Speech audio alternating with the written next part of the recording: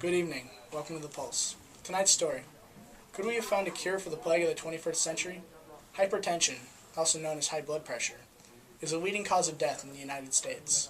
However, we seem to have found relief in a new technology. Sarah Davis reports. Thank you, Heath. Already 84% of patients who have received this new treatment have reported a reduction in their systolic and diastolic blood pressure. This new treatment, called renal denervation or RDN, works by targeting the specific nerves within the kidney to help reduce high blood pressure. By using a device called the Simplicity Catheter System, the procedure applies short bursts of low-power radiofrequency energy waves to deactivate nerves that cause high blood pressure and stimulate the nerves that affect good blood pressure. The device slowly heats the targeted nerve up to 10 degrees Celsius. By doing this, the nerve activity is drastically reduced by 30 to 80%. Now we will sit down with Walter Davis, the Senior Principal Hardware Engineer at Cubic Defense Applications, who specializes in microwave communication and antennas. Hopefully we'll be able to gain more insight into how radio frequency waves work in the RDN procedure. Welcome, Mr. Davis. Thank you for coming in to talk with us today. Thank you for inviting me, Sarah. I hope I can offer some insight to the field of RF energy. We hope so too. We had a few questions. The first question we had was, how do low-frequency radio waves affect the human body? Well, let's first talk a little bit about what radio frequency waves are. They are extremely low frequency waves in the overall spectrum of electromagnetic waves. Okay? They are non-ionizing radiation, so they're not like nuclear radiation or X-rays or gamma rays. They're very, very low energy and they're very low frequency, at least in that matter. When RF energy impinges upon a body or a dielectric, it heats up.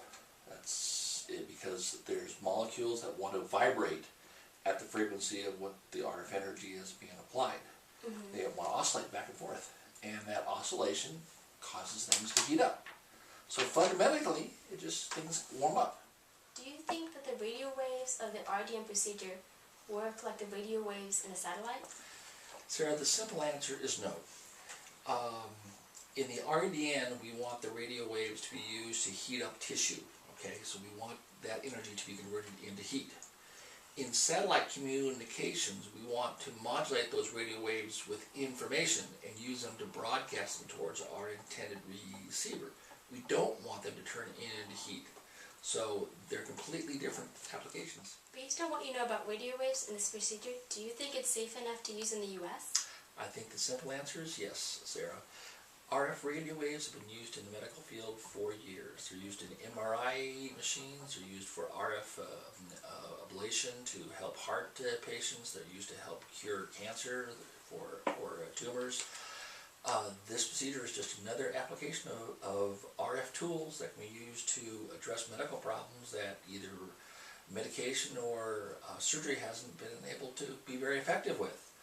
I, for one, have hypertension, and I'm looking forward to the day that the FDA will approve this. I think it'll definitely save some lives. Well, thank you, Mr. Davis, for sitting down. You've definitely been a big help. Thank you for having me here, Sarah. To expand on Mr. Davis's interview, there are two mediums for wave movement: mechanical waves and vacuum or electromagnetic waves. Mechanical waves are produced when energy moves through physical objects. Electromagnetic waves are produced by a light source, like the sun or a light bulb. The electromagnetic spectrum includes all possible wavelengths and frequencies, with the longest wavelength at the bottom and the shortest wavelength at the top. Radio waves specifically are located towards the longer wavelengths, which allows us to use them to transport information over long distances. All waves, regardless of their medium, have two distinct patterns of moving. Transverse waves travel perpendicular to their center line. This means that they travel up and down while moving in a specific direction. Longitudinal waves are different because instead of bouncing along their center lines, they stretch and compress themselves. Thinking of a spring, this occurs when the spring is compressed at one end. The compression will move along the coil until the energy leaves through the other side. Example A is a longitudinal wave with the dark areas representing the compressions and the lighter areas the stretching. Example B shows a transverse wave that acts much like an ocean wave, and then it moves up and down while still moving to the right. An antenna, like the one shown here, uses radio waves to transmit important signals that are used in radar, broadcasting, computers, navigation, and radio communications. While radio waves use antennas and carry data across long distances, radio frequency waves can be used in healthcare applications, such as in the RDM procedure, to heat and desensitize nerves. It seems that for those suffering from high blood pressure, there may be a cure right around the corner. Thanks for staying tuned, and we'll see you next time at The Pulse.